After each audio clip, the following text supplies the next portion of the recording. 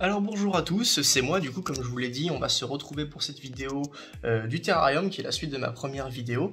Donc je vais vous montrer un peu mon terrarium, l'équipement que j'ai fait, comment je l'ai fait si vous avez envie de savoir, les fondamentaux qu'il faut connaître et qu'il faut avoir dans le terrarium, et le serpent s'il est sorti, il n'est pas encore sorti. Derrière moi c'est une cage de hamster, hein, je vous rassure le serpent n'est pas là-dedans, un petit hamster nain de Roborowski qui s'appelle Peugeot. Il y a quelque chose pour le nom, c'est pas uniquement pour la voiture, il y a un nom. Mais bon, on n'est pas là pour Peugeot, on est là pour mon Panthérophis. Je vais mettre en grand angle. Alors voici du coup mon terrarium sur le petit meuble. Alors voilà, ça fait un peu plus, ça fait mieux comme ça. Donc du coup, mon terrarium c'est un 90 de large, 45 de long pour un 35 de haut.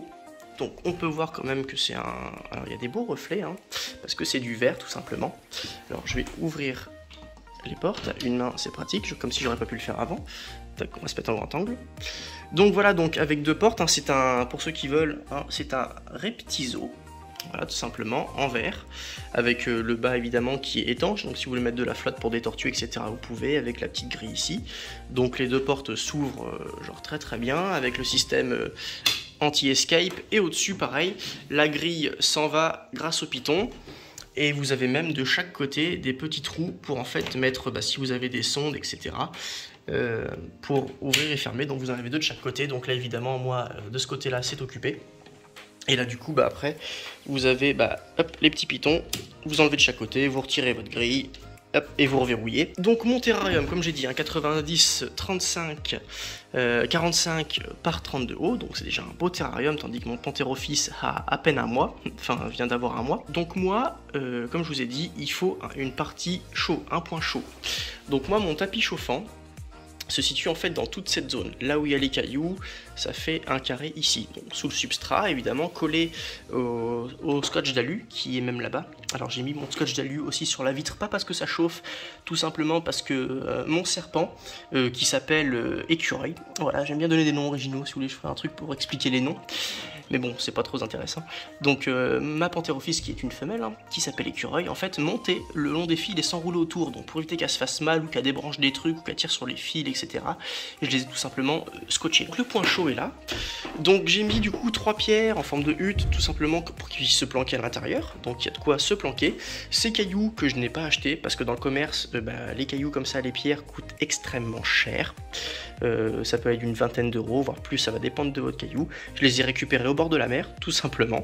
Alors évidemment, quand vous allez prendre des objets en fait dans l'environnement, il faut surtout, très important, les désinfecter, les faire bouillir pour en fait enlever tout ce qui va être dangereux comme bactéries, le grain de sable par exemple.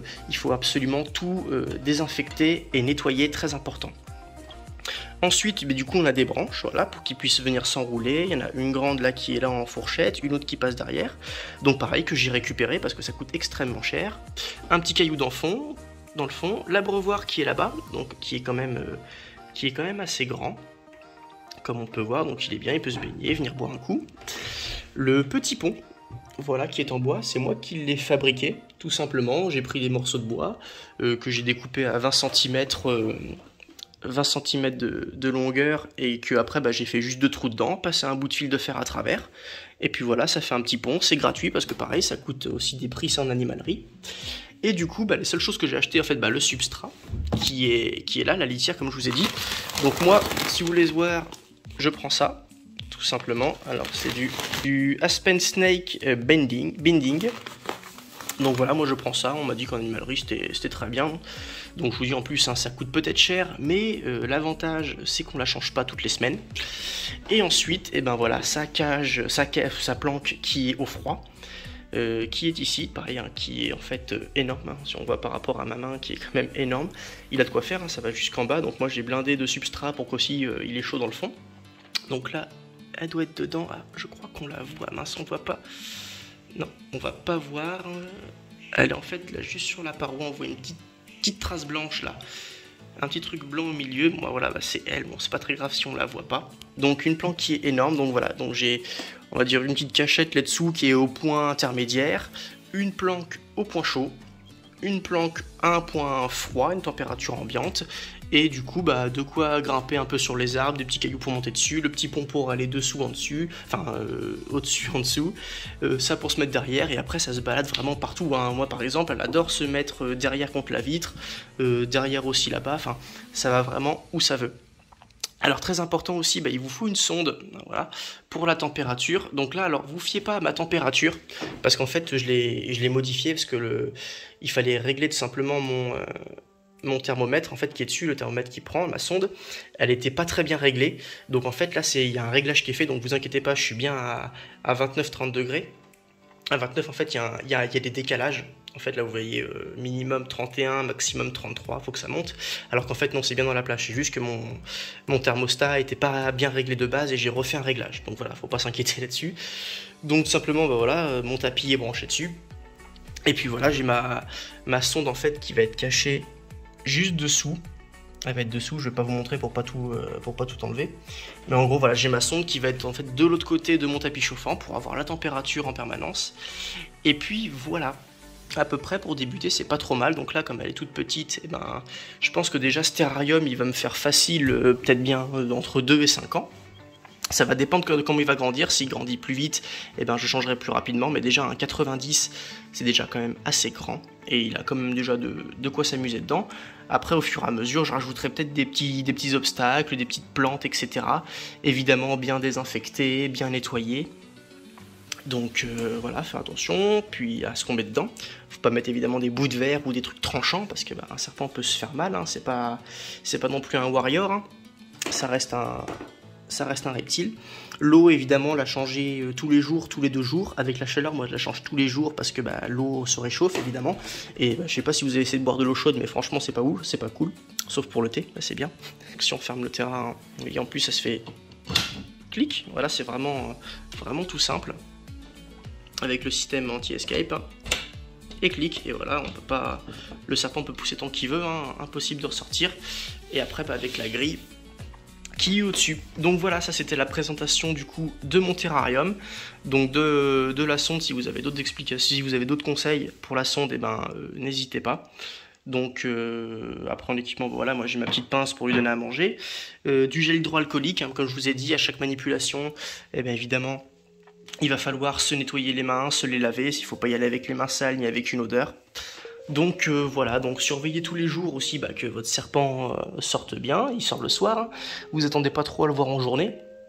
C'est comme pour mon hamster, voilà, on peut faire un petit pied d'aparté là-dessus. Donc mon hamster nain qui est planqué, de toute façon il fait une chaleur à crever, donc le pauvre, hein, il est là-bas. Alors oui, l'histoire du petit pont, hein, évidemment, qui est là que j'ai fait, c'est tout simplement une inspiration des petits ponts comme ça. Voilà, qui coûtent en commerce bah aussi pas trop cher. Ceux-là pour mon hamster, je les ai pas payés cher, mais bon, ça coûte quand même quelque chose. Alors, si vous avez 3 ou 4 serpents, ne mettez pas tout le monde dans le même terrain. Des fois, c'est mieux de les séparer. En moyenne, c'est plutôt bien d'avoir un serpent, un terrain, sauf si vous voulez un couple qui fasse des petits. Mais voilà, mais ne chargez pas la blinde dans un terrain 15 000 serpents. Voilà, ils vont s'entremêler, généralement c'est chacun chez soi, ils aiment bien aussi. Donc voilà. Donc si vous avez des questions sur les terrains, n'hésitez pas. Il y en a même qui voudront les construire eux-mêmes, c'est ce que j'ai voulu faire. Mais franchement j'ai vite eu la flemme, pourtant je suis bricoleur, hein, j'ai quand même bricolé 2-3 trucs. Mais pour le terrain je voulais vraiment quelque chose de sérieux, parce que c'est quand même son habitat, faut pas qu'il se barre, faut que ça soit quand même quelque chose d'assez solide, etc.